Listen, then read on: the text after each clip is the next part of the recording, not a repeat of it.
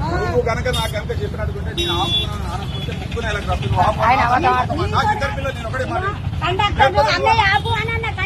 లేకపోతే నేను నువ్వు నాకు అంటే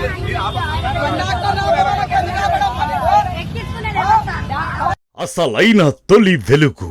ఫాలో వాట్సాప్ @తొలి వెలుగు official.